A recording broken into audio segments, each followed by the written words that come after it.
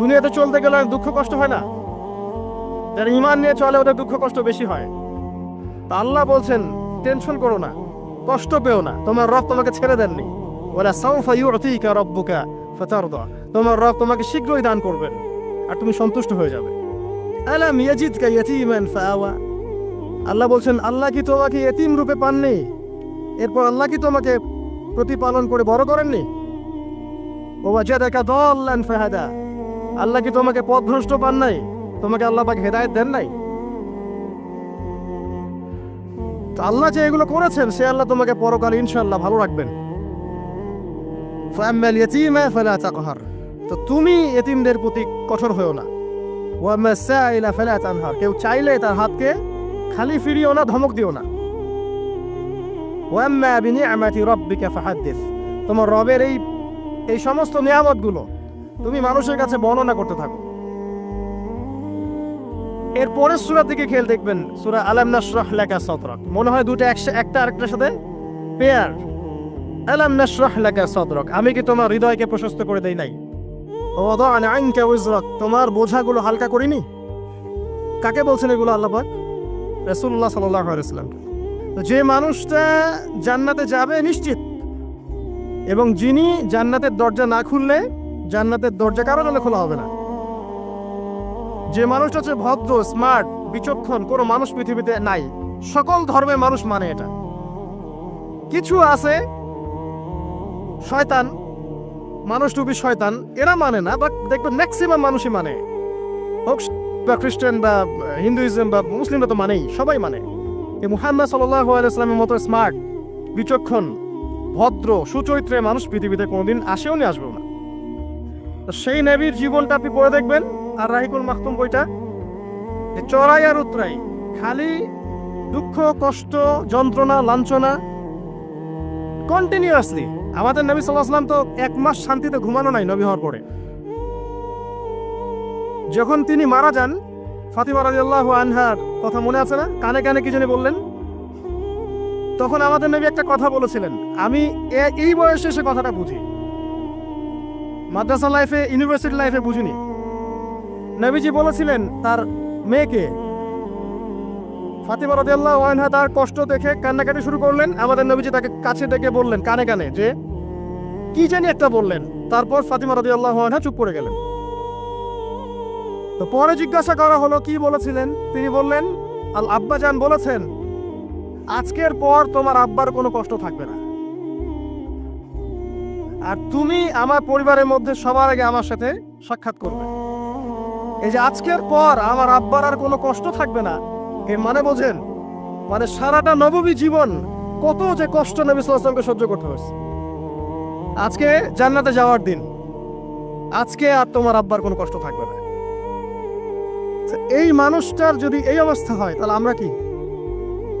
আল্লাহ পাক সেই মানুষটাকে এই সূরা দুটো শোনাচ্ছেন, আমি কি তোমাকে এতিম পাই নাই, তোমাকে পথভ্রষ্ট পাই নাই, হেদায়েত দেই নাই, ভরণ পোষণ করিনি, আমি আল্লাহ তোমাকে ছেড়ে দেই নাই, শীঘ্রই তোমাকে দান করব, হ্যাঁ, তোমার বোঝাকে আমি হালকা করিনি। ফাইন্না মাআল উসরি ইউসরা, ইন্না মাআল ইউসরি ইউসরা, কষ্টের সাথেই স্বস্তি আছে, নিশ্চয়ই কষ্টের সাথেই স্বস্তি আছে। ফাইদা ফারাগতা ফানসাব ওয়া ইলা রাব্বিকা ফারগাব, যখন তুমি অবসর পাবে তখন তোমার রবের দিকে একনিষ্ঠ হও। এটাই বলতে যাচ্ছি আমি আপনাদেরকে, যে আমাদের উচিত শুধু আল্লাহর দিকে একনিষ্ঠ হওয়া, দুনিয়াকে ভালো না বাসা, কিচ্ছু না দুনিয়াটা। আমার চেয়ে ভালো আপনারা এটা জানেন না, কিচ্ছু না দুনিয়াটা, মানে মুহূর্তে ডিজাস্টার হয়ে যেতে পারে। আর যাদেরকে নিয়ে এই দুনিয়া, আমাদের মা বাবা, ভাই বোন, আত্মীয় স্বজন, স্ত্রী সন্তান, এরা সবাই যে যার হক চাচ্ছে, তাদের হক দিয়ে দেন, আপনি খুব ভালো, দিতে পারবেন না আপনি ভালো না। সারাটা জীবন করতে থাকেন, দেখবেন একদিন দিতে পারেন নাই, সে আপনাকে চিনবে না। নবী সাল্লাল্লাহু আলাইহি ওয়াসাল্লাম বলেননি কথাগুলো? জাহান্নামে যাওয়ার কারণ এগুলো উল্লেখ করেন নাই? কিসের আত্মীয় আর কিসের আপনজন আর কিসের অফিসের বস আর কিসের কি, সবাই সবার স্বার্থ নিয়ে পড়ে আছে। শুধু একজন সত্তা আপনার কাছে স্বার্থ চায় না, সে কে? আল্লাহ পাক। এটা যদি বুঝতে পারেন তাহলে দেখবেন মনটা আল্লাহর দিকে নরম হয়ে যাবে। আর মুসলিমদের এখন এই মানসিক আত্মশুদ্ধিটা বেশি দরকার। আমরা কেন যেন অস্থির জাতি হয়ে গেছি, এমন একটা মানসিকভাবে শান্তি নেই আমাদের মধ্যে। খেয়াল করে দেখবেন সারা দিন দুশ্চিন্তা, দুর্ভাবনা, পেরেশানি। নামাজে আসি তাও মনে হয় যত তাড়াতাড়ি নামাজ শেষ করতে পারলে বাস। 5 মিনিট 4 রাকাত নামাজ, আর ইমাম যদি ভুলে 10 মিনিট পড়ায় তো চাকরি নট। খতিব খুতবা দিবে 30 মিনিট ঘড়ি ধরে বলে দিবে, ভুলে যদি 10 মিনিট বেশি দিয়ে ফেলছে, আজকে আসছেন ভালো কথা, হাদিয়া নিয়ে যান, পরের দিন আর আসেন। অস্থির। অস্থিরতার কারণ দুনিয়ামুখিতা, আল্লাহ থেকে দূরে থাকা। অস্থিরতার কারণ কোরআন থেকে দূরে থাকা। অস্থিরতার কারণ নিয়মিত সুন্নাহর উপর আমল না করা, ডেইলি জিকির আজগারগুলো না করা, ডেইলি কোরআন তেলাওয়াত না করা, হাদিস অনুবাদ সহ না পড়া, দিনের জ্ঞান চর্চা না করা, দিনী হালাকাগুলোর মধ্যে না বসা। অস্থিরতার অনেক কারণ, টাকা পয়সার পিছনে ছোটা, বাড়ি গাড়ি স্ট্যাটাসের পিছনে ছোটা, এবং এই লোভ, এই লালসা আপনাকে স্থির থাকতে দিবে না। অস্থিরতার কারণ এই যে আমরা বলি মেটেরিয়ালিজম, আমরা বলি বস্তুবাদিতা, এগুলো অস্থিরতার কারণ। এগুলো কখনো আপনাকে স্বস্তি দিবে না। আপনি যত দৌড়াবেন দুনিয়ার পেছনে, দুনিয়া আপনার থেকে তত পালাতে থাকবে। আর আল্লাহ পাক বলেছেন, হে আদম সন্তান, আমার ইবাদতের জন্য সময় বের করো, আমি তোমাকে 2টা জিনিস দিব। 1 নাম্বার, তোমার হাতকে আমি সচ্ছলতা দিয়ে ভরে দিব, আর 2 নাম্বার, তোমার সমস্ত অভাব আমি দূর করে দেব। যে ব্যক্তি আল্লাহর জন্য সময় দেয়, আল্লাহর জন্য বাঁচে, আল্লাহর জন্য মরে, সব কাজ আল্লাহর সন্তুষ্টির জন্য করে, দেখবেন ও মনের মধ্যে শান্তি আছে। হয়তোবা তার 5 তলা 10 তলা বাড়ি নাই, BMW নাই, সুজুকি জিক্সার নাই, তারপরে দেখবেন সে অনেক শান্তিতে আছে, কারণ তার মনের মধ্যে একটা প্রশান্তি কাজ করে। আর যে ব্যক্তির মধ্যে দেখবেন আল্লাহর কনসিয়াসনেস নাই, ইবাদত নাই, কোরআন সুন্নাহ এগুলো কিচ্ছু নাই, দুনিয়ার সব আছে, দেখবেন ব্যাংক ব্যালেন্স, টাকা পয়সা, মনে শান্তি নাই। এই মনের শান্তিটাকে উসমান রাদিয়াল্লাহু আনহু বলতেন যে আল গিনা, মানে ধনাঢ্য, ধনী বলি না আমরা, এটাই হচ্ছে ধন। আর আমি বারবার একটা কথা বলি যে এই দুনিয়াতে আল্লাহ ছাড়া আমাদের আপন বলে কেউ নাই। আপনি যাকে আপন মনে করেন না কেন, আমাদের সম্পর্ক আছে বাবার সাথে, মায়ের সাথে, স্ত্রী সন্তানদের সবার সাথে, আমাদের হক আছে, অধিকার আছে, সব ঠিক আছে। বিশ্বাস করেন আল্লাহ ছাড়া আপন বলে আপনার কেউ নাই। এই যে গার্লফ্রেন্ডকে আপন মনে হয়, এরা আপন না। স্ত্রী সন্তানদেরকে খুব আপন মনে হয়, আপনার মৃত্যুর পর 40 দিন সময় লাগবে না সব ভুলে যেতে। পিতা মাতা, ভাই বোন সবাইকে আপন মনে হচ্ছে। পিতা মাতার স্থান বাবা মার পরে, আল্লাহ রাসূলের পরে, সেটা ঠিক আছে, আপন আল্লাহ ছাড়া তারা নন। আপনি তাদের মনোপুতভাবে নিজে প্রতিষ্ঠিত হতে পারবেন না, তারা আপনাকে চিনবে না। সারাটা জীবন তোর পিছনে এত টাকা ঢাললাম, কি করলি? কিছু করতে পারলি না। আবার এখন যারা পিতা মাতা হয়েছেন, সন্তান থেকে আপন মনে হচ্ছে, দেখবেন এই সন্তানকে আপনি আপনার মনোপুতভাবে সম্পত্তি দিতে পারবেন না, ভরণ পোষণ দিতে পারবেন না। এই সন্তান বড় হয়ে আপনাকে বৃদ্ধাশ্রমে পাঠিয়ে দিতে পারে, নাউজুবিল্লাহ। অথবা আপনার সাথে এই সন্তানই খারাপ ব্যবহার করবে। আপন মনে হচ্ছে? আল্লাহ ছাড়া কেউ আপন না। আল্লাহ ছাড়া আপন কেউ না, আর আল্লাহ ছাড়া সত্যিকার অর্থে আপনাকে আমাকে ভালো কেউ বাসে না। শুধু আল্লাহই আপনাকে ভালোবাসেন। এটা আপনারা হারে হারে উপলব্ধি করবেন যত দিন যাবে ইনশাআল্লাহ। তাই শুধু সেই আল্লাহর জন্যই নিজেকে খালেস করে দেন, আর যার যার হক তাকে তাকে দিয়ে দেন। দুনিয়াতে শান্তিতে থাকার ফিলোসফি বলছি, philosophy of happiness in this হায়াতুদ দুনিয়া, সেটা হচ্ছে যার যার হক তাকে তাকে দিয়ে দেন, নিজের হক আল্লাহর কাছে চেয়ে নেন। আর দুনিয়াকে আপন মনে করবেন না, আল্লাহ ছাড়া কাউকে আপন মনে করবেন না, আপনি সুখে থাকবেন ইনশাআল্লাহ। দুনিয়ার দাসত্ব করবেন, আল্লাহ ছাড়া অন্য মানুষদেরকে আপন মনে করে নেবেন, দেখবেন আপনি পদে পদে কষ্ট পাবেন। কারো কাছে আশা করেন না, কষ্ট পাবেন না। আমি এই প্রসঙ্গে কথাগুলো বললাম যে দুনিয়াকে আপন মনে করতে নাই, আর আল্লাহকে আপন মনে করতে হয়। আল্লাহকে আপন মনে করলে তখন আমার উপর কিছু দায়িত্ব চলে আসে। কি দায়িত্ব? আল্লাহ আমাকে সৃষ্টি করেছেন, রিজিক দিয়েছেন, লালন পালন করছেন, বাঁচিয়ে রেখেছেন, তার হাতে আমার মৃত্যু, তার হাতে সবকিছু। তো এখন আল্লাহ পাকের জন্য নিজের জীবনটাকে খালেস করে নেওয়া, যেভাবে আল্লাহ পাক চলতে বলেছেন সেভাবে চলা, যেগুলোকে আল্লাহ পাক নিষেধ করেছেন বর্জন করা। আর রাসূলুল্লাহ সাল্লাল্লাহু আলাইহি ওয়াসাল্লামের সুন্নাহ আল্লাহ পাক রেখে দিয়েছেন আমাদের সামনে। এই সুন্নাহগুলো যদি আমরা অনুসরণ করতে পারি, ইনশাআল্লাহ এই দুনিয়াতে কিছু পাই বা না পাই, ইনশাআল্লাহ পরকালে আপনি আল্লাহর ক্ষমা পাবেন ইনশাআল্লাহ তাআলা। কোরআনের সূরাগুলার অর্থ সব খুতবায় বলা যায় না, সময় সংকুলন হয় না। এত চমৎকার ওয়াদ-দুহা সূরা আছে না, শপথ দ্বিপ্রহরের, ওয়াল-লাইলি ইযা সাজা, শপথ রাতের যখন সেটা আচ্ছাদিত হয়। মা ওয়াদ্দাআকা রাব্বুকা ওয়া মা ক্বালা, আল্লাহ কত মায়া দিয়ে তার নবীকে বলছেন যে তোমার আল্লাহ তোমাকে ছেড়েও দেন নাই, তোমার আল্লাহ তোমাকে ছেড়ে দেন নাই। ওয়ালা সাউফা ইউতিকা রাব্বুকা ফাতারদা, শীঘ্রই তোমার রব তোমাকে দান করবেন এবং তুমি সন্তুষ্ট হয়ে যাও। ওমর রাদিয়াল্লাহু আনহু বলছেন আমরা এভাবেই একদিন মসজিদে বসেছিলাম, হাত্তা তালা আলাইনা রাজুলুন, এমনকি আমাদের ভিতর দিয়ে একজন ব্যক্তি প্রবেশ করলো, একজন ব্যক্তি প্রবেশ করলো। আমি যে হাদিসটা বলছি এটা হচ্ছে হাদিসে জিবরিল, এবং মুফাসসিরিন মুহাদ্দিস উভয়ই তারা বলে থাকেন এই হাদিসটা হচ্ছে উম্মাহাতুল হাদিস, হাদিসের মা বা জননী। ইসলামের সবকিছু এখানে পাবেন ইনশাআল্লাহু আযজা ওয়া জাল্লা।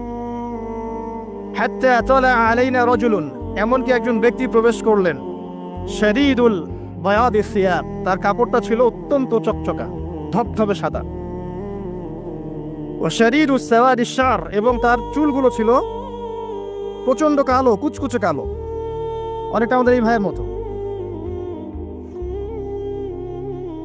তো এখান থেকে বুঝতে পারলাম যে টিপটা পরিপাটি থাকা, উত্তম পোশাক পরা, সুন্দর স্মার্ট থাকা ইসলামের সুন্নাহ। আর আমরা খেয়াল করলে দেখবেন সবচাইতে খারাপ কাপড়টা পরে মসজিদে আসে, আর সেই ব্যক্তি মসজিদে আসলেন সবচেয়ে সুন্দর কাপড়টা পরে, তার সামর্থ্য অনুযায়ী সবচেয়ে সেরাটা, কারণ আমরা এখানে আল্লাহর সাথে দেখা করতে এসেছি। আর স্মার্ট থাকার জন্য রাসূলুল্লাহ সাল্লাল্লাহু আলাইহি ওয়াসাল্লামের যে স্মার্ট কোনো সুন্নাহ নাই। তিনি ছিলেন এই পৃথিবীর সবচেয়ে বিচক্ষণ, প্রজ্ঞাবান, handsome, smart people, smart human being people না, তাই না? তার চেহারার চেয়ে সুন্দর চেহারা কারো আছে? তার চেহারার চেয়ে সুন্দর চেহারা, তার চোখের চেয়ে সুন্দর চোখ, তার চেয়ে সুন্দর করে কথা বলা, তার চেয়ে সুন্দর শারীরিক গঠন, তার চেয়ে সুন্দর গায়ের গন্ধ, তার চেয়ে সুন্দর করে হাঁটা, মানুষের সাথে মেশা, ইবাদত করা, আমল করা, আল্লাহর জন্য সেজদা করা, কান্নাকাটি করা, যত কাজ নবী সাল্লাল্লাহু আলাইহি ওয়াসাল্লাম করতেন তার চেয়ে সুন্দর করে কেউ করতে পারবে? তো আজকের যুব সমাজ নবী সাল্লাল্লাহু আলাইহি ওয়াসাল্লামের আদর্শ বাদ দিয়ে অন্যান্য পশ্চিমা আদর্শ গ্রহণ করেছে, অথচ তারা বুঝতে পারে নাই সবচাইতে স্মার্ট পিপল হচ্ছেন, হিউম্যান বিং হচ্ছেন on the face of the earth রাসূলুল্লাহ সাল্লাল্লাহু আলাইহি ওয়াসাল্লাম। তো আমরা সবাই তার সুন্নাহ ফলো করতে পারি না? এই ব্যক্তি যখন মসজিদে আসলেন তার গায়ে ধবধবা সাদা পোশাক ছিল, আর সাদা পোশাক পরা নবী সাল্লাল্লাহু আলাইহি ওয়াসাল্লামের সুন্নাহ, তিনি এটা পছন্দ করতেন। চুল ছিল কালো, লা ইউরা আলাইহি আসারুস সাফার, তাকে দেখে মনে হচ্ছিল না যে সে সফর করে এসেছে, মানে কোনো ক্লান্তি নাই তার মধ্যে। আমরা মসজিদে আসলে ক্লান্ত হয়ে যাই, সমস্ত কাজকর্ম শেষ করে ক্লান্ত হয়ে মসজিদে আসি, আর তাদের সুন্নাহ ছিল তারা মসজিদে আসলে প্রাণ ফিরে পেতেন, আর আমরা মসজিদে আসলে ঘুমাই। এই যে আমি খুতবা দিচ্ছি, দেখবেন অনেকে ঘুমাবে। একটা আমল বলে দেই, যদি জুমার দিনে মসজিদে এসে ঘুম ঘুম লাগে তাহলে জায়গা চেঞ্জ করবেন, আপনি সরে যাবেন আরেক জায়গায়, আরেক ভাইকে ওই জায়গা দিবেন, দেখবেন ঘুম চলে যাবে ইনশাআল্লাহ। আর একটা দোয়া পড়বেন, আউযু বিকালিমাতিল্লাহি তাম্মাতি মিন শাররি মা খালাক, এই দোয়াটা পড়বেন, আউযু বিকালিমাতিল্লাহি তাম্মাতি মিন শাররি মা খালাক। লা ইউরা আলাইহি আসারুস সাফার, তাকে দেখে মনে হচ্ছিল না সে সফর করে এসেছে। ওয়ালা ইয়ারিফুহু মিন্না আহাদ, এবং তাকে আমাদের এই মদিনার কেউই চিনে না, আননোন একটা ফেস, অপরিচিত মানুষ, মনে হচ্ছে আকাশ থেকে টুপ করে পড়েছে। এই কথাগুলো কে বলছেন? ওমর রাদিয়াল্লাহু তাআলা। ওমর রাদিয়াল্লাহু আনহু খুবই বিচক্ষণ সাহাবী এবং খুবই দূরদর্শিতা সম্পন্ন, সূক্ষ্মদর্শী। এবার সেই ব্যক্তি হাত্তা জালাসা মা'আন নবী সাল্লাল্লাহু আলাইহি ওয়াসাল্লাম, এমনকি সে এসে নবী সাল্লাল্লাহু আলাইহি ওয়াসাল্লামের সাথে বসে পড়লো। কিভাবে বসলো? ফাআসনাদা রুকবাতাইহি ইলা রুকবাতাইহি, তার এই যে দুই হাঁটু তাশাহুদের সময় আমরা যেমন করে বসি এইভাবে হাঁটুর সাথে হাঁটু লাগিয়ে বসলেন। ওয়াদা কাফাইহি আলা ফাখিজাইহি, এবং তার দুই হাত এটা নবী সাল্লাল্লাহু আলাইহি ওয়াসাল্লামের রান উরু এর উপরে রাখলেন। চিন্তা করেন, দৃশ্যটা চিন্তা করেন। তো এই ব্যক্তি কিছু জানতে এসেছে, তো টিচারের কাছে ওস্তাদের কাছে এই যে শিক্ষার্থী যাচ্ছেন, তালেবে ইলম ওস্তাদের কাছে যাচ্ছেন, আদবটা খেয়াল করেছেন? ওই জায়গায় আমাদের জেনারেশনে কেউ থাকলে কি বলতো বলেন তো? হুজুর একটু তাকান দিকে, এটাই বলতো। মুসাফা করে হুজুর একটু দোয়া করে নেওয়ার জন্য একটু তাকান, হুজুর একটা ছবি নিব খালি। এই ব্যক্তি এই কাজ করলো না। ওস্তাদের সাথে কিছু জানতে আসলে, কাছে কিছু জানতে আসলে দিনের ব্যাপারে আদব রক্ষা করতে হয়, না হলে জ্ঞান পাওয়া যাবে না। আর জ্ঞান পেলেও দেখবেন সেটার উপর আমল করার সৌভাগ্য হচ্ছে না, জ্ঞান ভুলে যাবে না। খুব সেন্সিটিভ বিষয়গুলা। আবু হানিফা রাহিমাহুল্লাহ যখন তার এই যে মজলিস বসাতেন, তখন বাছাই করে করে বসাতেন যে কাকে জ্ঞান বিতরণ করলে আমার কল্যাণ আছে। একটা হাদিস আছে, ফয়জুল কালাম বইয়ের মধ্যে পাবেন, যে আব্দুল্লাহ ইবনে মাসউদ রাদিয়াল্লাহু আনহু তিনি বর্ণনা করেছেন যে যদি আলেম ওলামায়ে কেরাম যদি সঠিক পাত্রে জ্ঞান বিতরণ করতেন, তাহলে ওলামায়ে কেরাম হতেন পৃথিবীর বুকে সবচেয়ে সম্মানিত এবং তারা নেতৃত্ব দিতেন। কিন্তু তারা ভুল পাত্রে জ্ঞান বিতরণ করেছে, দুনিয়াদারদের কাছে জ্ঞান বিতরণ করেছে। এই জন্য আল্লাহ পাক এই জমিনবাসীর কাছে তাদের মর্যাদা কমিয়ে দিয়েছে। তো সঠিক পাত্রে জ্ঞান বিতরণ, ওস্তাদের সাথে ছাত্রের যে আদব এটা রক্ষা করতে হবে, না হলে জ্ঞান অর্জন করা যায় না এবং জ্ঞান কাজেও আসবে না। এবার এই ব্যক্তি জিজ্ঞাসা করছেন, ফাকাল ইয়া মুহাম্মদ, হে মুহাম্মদ সাল্লাল্লাহু আলাইহি ওয়াসাল্লাম, আখবিরনি আনিল ইসলাম, আমাকে ইসলাম সম্পর্কে বলুন। নবী সাল্লাল্লাহু আলাইহি ওয়াসাল্লাম বলছেন, আল ইসলাম, ইসলাম হচ্ছে আন তাশহাদা আল লা ইলাহা ইল্লাল্লাহ, তুমি সাক্ষ্য দিবে যে আল্লাহ ছাড়া কোনো ইলাহ নেই, ওয়া আন্না মুহাম্মাদান রাসূলুল্লাহ, মুহাম্মদ সাল্লাল্লাহু আলাইহি ওয়াসাল্লাম আল্লাহর রাসূল। কোন বর্ণনায় এসেছে আল্লাহর বান্দা এবং রাসূল। তারপরে ওয়া আন তুকিমাস সালাহ, এবং তুমি সালাত কায়েম করবে, ওয়া আন তুতিয়াজ যাকাত, এবং যাকাত প্রদান করবে, ওয়া তাসুমা রমাদান, রমাদান মাসে সাওম পালন করবে, ওয়া তাহুজ্জাল বাইত ইন ইসতাতা'তা ইলাইহি সাবিলা, যদি সামর্থ্য হয় তাহলে আল্লাহর পথে হজ করবে। এই পাঁচটা হচ্ছে ইসলামের পিলার। আল্লাহ পাক সূরা আলে ইমরানে বলেছেন না, ইন্নাদ দীনা ইনদাল্লাহিল ইসলাম, আল্লাহর কাছে একমাত্র জীবন ব্যবস্থা গ্রহণীয় সেটা কি? ইসলাম। কবরে গেলে প্রশ্ন হবে মা দীনুক, দীনিয়াল ইসলাম। তো মাল ইসলাম, ইসলাম কি? এইটা হচ্ছে ইসলাম, ইসলামের সংজ্ঞা। পাঁচটা পিলার, এটা হচ্ছে ইসলাম। এটাকে স্বীকার করে নিলে একজন ব্যক্তি মুসলিম হয়, ঈমান নিয়ে আসলে মুমিন হয়, তাকওয়া অবলম্বন করলে মুত্তাকি হয়, আর হৃদয়ের মধ্যে কলবে ইহসান চলে আসলে মুহসিন হয়ে যায়। এটা সবচেয়ে বড় স্টেজ। তো এবার এই ব্যক্তি বলছেন সাদাত, আপনি সত্য বলেছেন। উমর রাদিয়াল্লাহু আনহু বলছেন ফাআজিবনা লাহু, আমরা অবাক হয়ে গেলাম। ইয়াসআলুহু ওয়া ইউসাদ্দিকুহু, এই ব্যক্তি নিজেই প্রশ্ন করলো, নিজেই আবার সত্যায়ন করলো। এটা কি হয় কখনো? কেউ যখন জানতে আসে কিছু টিচারের কাছে, সে কি সত্যায়ন করতে পারবে আপনার কথা ঠিক আছে এটা বলতে পারবে? তার মানে সে আগে থেকে উত্তর জানতো। উমর রাদিয়াল্লাহু আনহু কিন্তু এখন খুব কনসিয়াস এই ব্যক্তি কে আসলে। এইটুকু আমরা একটু আলোচনা করে নিই। নবী সাল্লাল্লাহু আলাইহি ওয়াসাল্লাম এখানে বলেছেন ইসলাম মানে হচ্ছে সাক্ষ্য দেয়া লা ইলাহা ইল্লাল্লাহ এবং মুহাম্মাদুর রাসূলুল্লাহ। এই তো এর মানে হচ্ছে, খুব সংক্ষিপ্ত আকারে বলছি, খুতবায় অনেক বড় বলার সময় থাকে না। এর মানে হচ্ছে আমাকে তাওহীদের উপর থাকতে হবে এবং শিরিক থেকে দূরে থাকতে হবে। আর মুহাম্মাদুর রাসূলুল্লাহ মানে হচ্ছে আপনাকে সুন্নাহর উপর থাকতে হবে, বেদাত থেকে দূরে থাকতে হবে। আবার বলছি, লা ইলাহা ইল্লাল্লাহ সাক্ষ্য দেওয়ার মানে হচ্ছে তাওহীদের উপর থাকতে হবে, শিরিক থেকে দূরে থাকতে হবে। আর মুহাম্মাদুর রাসূলুল্লাহ এই সাক্ষ্য দেওয়ার অর্থ হচ্ছে আমাকে নবীর সুন্নাহর উপর থাকতে হবে, বেদাত থেকে দূরে থাকতে হবে। তাওহীদ আপনারা জানেন, তাওহীদে রুবুবিয়্যাহ, তাওহীদে উলুহিয়্যাহ, একটা কি তাওহীদে আসমা ও সিফাত, মানে একমাত্র আল্লাহকেই সৃষ্টিকর্তা, পালনকর্তা, রিজিক দাতা, জীবন মৃত্যুর মালিক, বিধান দাতা, সন্তান দাতা, হায়াত মতের মালিক, সবকিছু কোথা থেকে হয়? আল্লাহ থেকে। এই কনসেপ্টের নাম হচ্ছে লা ইলাহা ইল্লাল্লাহ। আর যদি কেউ আল্লাহর সাথে শিরক করে, মানে কেউ মনে করে আল্লাহ ছাড়া কোনো সৃষ্টিকর্তা আছেন, বা আল্লাহ নাই, বা আল্লাহ আছেন আরো কেউ আছে, অথবা কেউ যদি আল্লাহ ছাড়া অন্য কারোর জন্য সিজদা করে, অন্য কারো কাছে দোয়া করে, অন্য কারো কাছে সন্তান চায়, অন্য কোথাও নজর করে, অন্য কোথাও মানত করে, আল্লাহ ছাড়া অন্য কারো নামে কসম করে, ঠিক আছে, তাকদীরকে অস্বীকার করে, দুনিয়ার জন্য দিনের জ্ঞান অর্জন করে, ঠিক আছে, তারপর আল্লাহ ছাড়া অন্য কারো কাছে সন্তান চায়, এরকম অনেক বিষয় আছে। এই কাজগুলোতে কেউ যদি লিপ্ত হয় তাহলে সে কি করবে? শিরক করবে।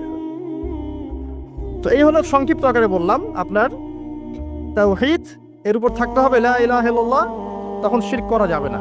তাওহীদে থাকলে জান্নাত, আর শিরকে থাকলে বিনা হিসেবে জাহান্নাম।